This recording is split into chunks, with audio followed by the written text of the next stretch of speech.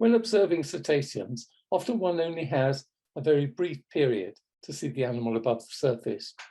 It's therefore important to know what to look for, so these can be checked in an instant. First of all, some estimates of its overall size. Although notoriously difficult to judge accurately, just being able to determine whether the animal is the size of a large whale, a dolphin, or a porpoise is useful. If visible, what is the head shape? Does it have a beak? And if so, is it short or long? Is there a dorsal fin? If so, is it centrally placed on the back or 2/3 the way along? What is the shape of the fin? In the case of large whales, clues to the species can come from the size of the blow, whether it's single or double, upright or forwards pointing.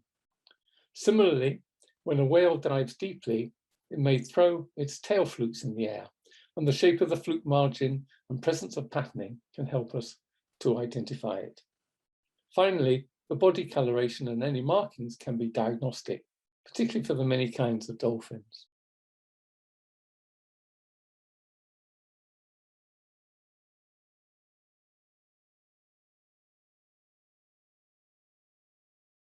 Let's start with the smallest, commonest, and most widely distributed cetacean in British waters, the Harper Purpose. It's only about 1.5 meters long, and the usual view is of a dark arched back and a more or less centrally placed triangular dorsal fin. It is grey or brown in colour with no strong markings. The small blow is more often heard than seen, at least on a still day, giving its local name of puffing pig. The population of porpoises around the British Isles almost certainly numbers more than 500,000. They tend to be the species most often seen close to the coast, particularly between July and September, although they are distributed throughout shelf seas. In the North Sea, they are most abundant in the southern part. And in the maps that I'm going to show here, where you see red, it's where there's highest abundance, and where you see blue, it's where abundance is lowest.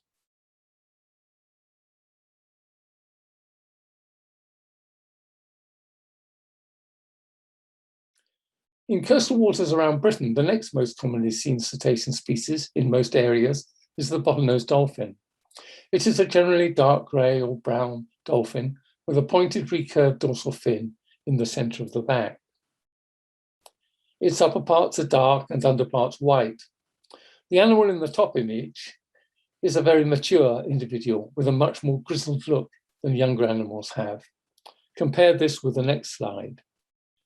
This slimmer, younger individual shows clearly all the typical features of a bottlenose dolphin: the slender, recurved dorsal fin, the brown back and upper flanks and white underparts, the distinct beak and sloping forehead, although in older animals this becomes more rounded due to the larger melon.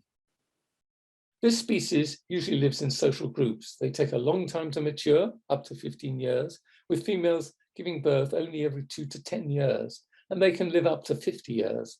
Their slow growth and reproduction makes them quite vulnerable to human pressures. The largest numbers of bottlenose dolphins occur offshore, beyond the shelf edge, west and southwest of Ireland, as indicated by the red in these maps, where between 100,000 and 200,000 animals have been counted. The species is rare in the southern North Sea, however. Separate, much smaller populations occur in coastal areas. The two main populations, each numbering between 150 and 300 individuals, occur in the Irish Sea, particularly in Cardigan Bay, off the coast of West Wales, and along the east coast of Scotland, from the Moray Firth southwards, as far as eastern England. Nevertheless, as this map of sightings report shows, the species can be seen on occasions around most coasts in the British Isles, with the species rare only in the southeast.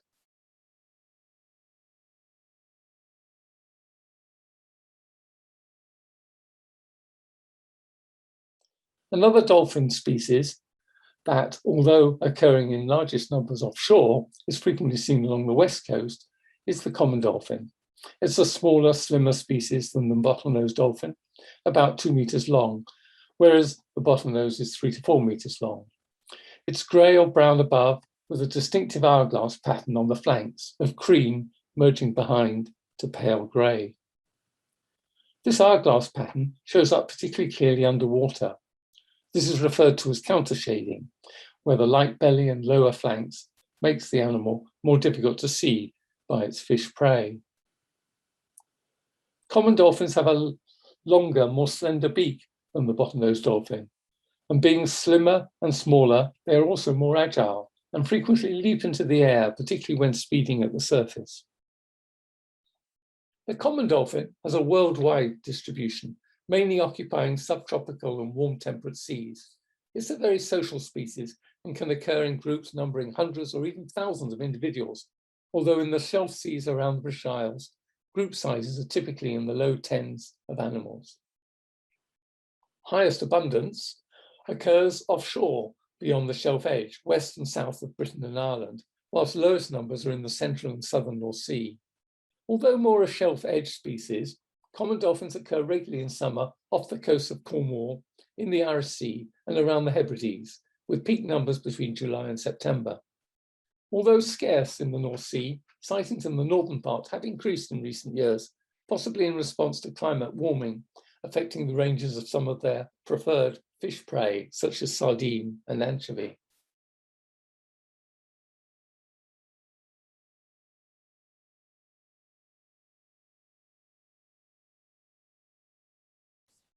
The white-beaked dolphin is another dolphin with pale markings on its flanks. It's a significantly larger and more robust species than the common or striped dolphins. It has a darker grey, almost black back with a broad white area on the flanks, which rises up over the back behind the large, erect, recurved dorsal fin. The white on the flanks and over the back behind the fin shows up well in this picture of a bow-riding animal. The white beak that gives the species its name also clearly shows here, and there can be paler areas around the blowhole. The white-beaked dolphin is confined to the northern North Atlantic, with the British Isles at the southernmost limit of its normal range. This species is not very well known, but we believe takes 10 to 12 years to reach maturity and may live 30 to 40 years. The species is widely distributed in the North Sea, but with highest abundance in the northern North Sea from Northumberland north to Shetland. Peak numbers are seen between July and September. However, the species seems to be shifting its range northwards in response to climate warming. Whitebeaks are rare in the southern North Sea, Channel and Irish Sea. If one is going out on trips from places like Aberdeen towards the Northern Isles, this is one of the species you're most likely to see.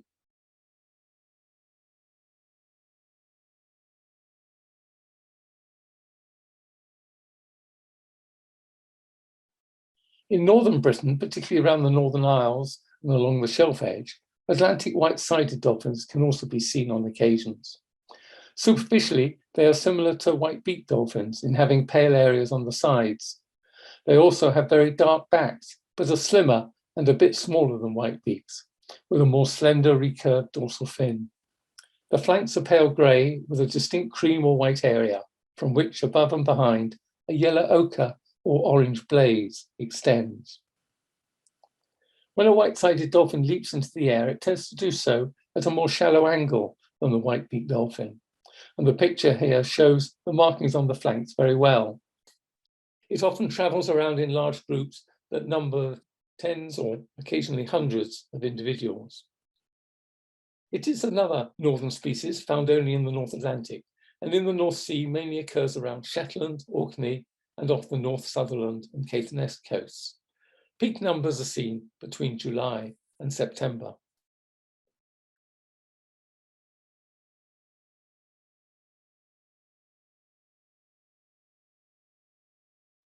Rusos dolphin is another warm water species with a worldwide distribution.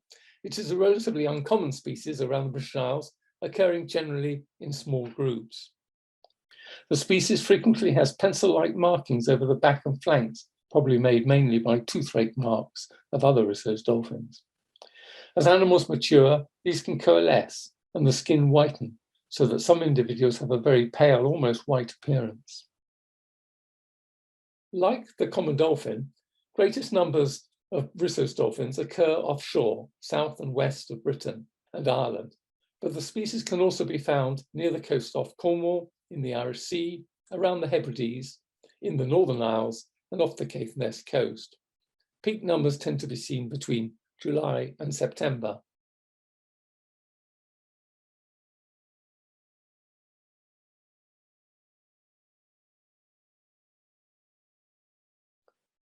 The Longfin pilot whale also has a wide distribution globally, occurring in cool temperate seas of the North Atlantic and the Southern Ocean. It typically forms large groups that travel along the continental shelf edge. Here is a pilot whale that's spy hopping, it's sticking its head out of the water. You can see the horseshoe pattern as well on the chest.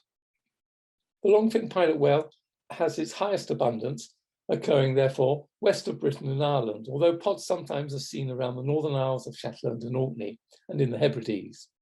The species is rare in the central and southern North Sea, the Irish Sea and Channel. Peak numbers around Britain tend to be seen between January and June.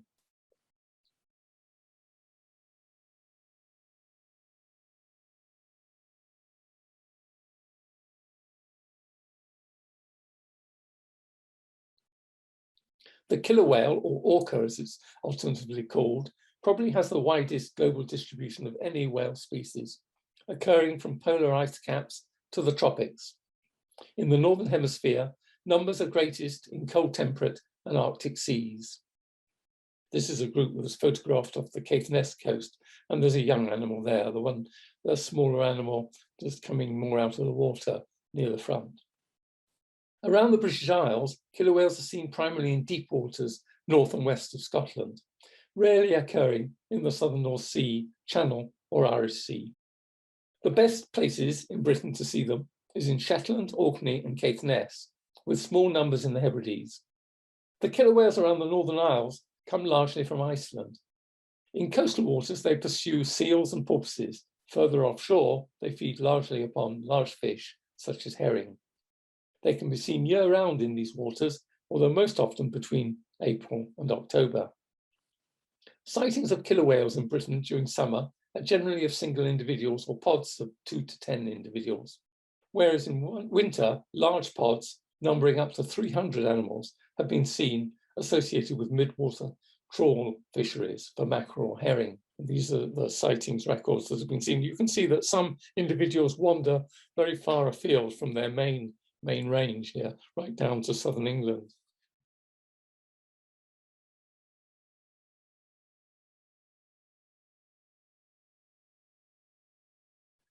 The Minke whale is the most common species of baleen whale in the British Isles, with a population of around 14,000 in the region.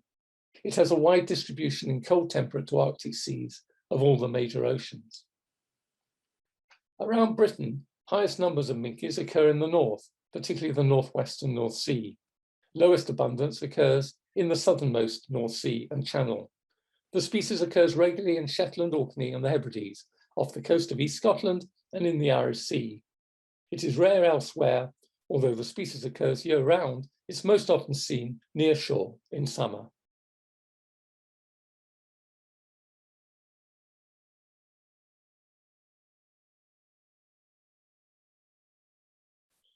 For many centuries, the humpback whale was hunted by humans, bringing it close to extinction.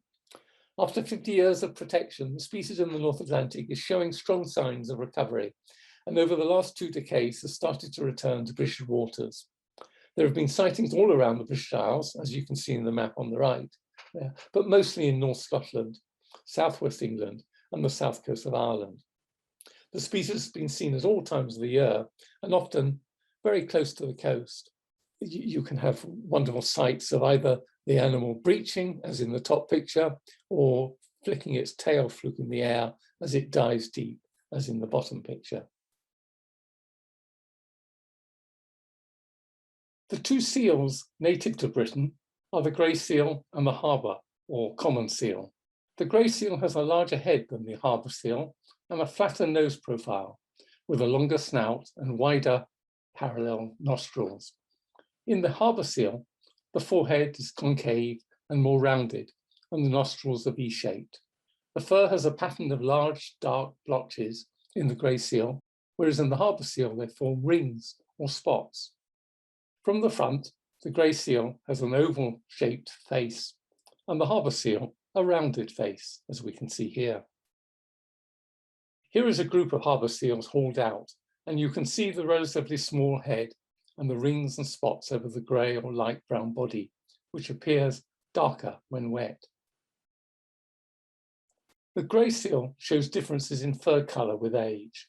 The pup starts out a creamy white colour, as in the left-hand images, turning to brown after a few weeks, as in the bottom right. Males are much larger than females, as the top left picture shows. When the fur is wet, it appears dark grey, and the blotches may be difficult to see. But as the fur dries out, it reveals the large, irregular dark blotches on the flanks and belly, as in the top right.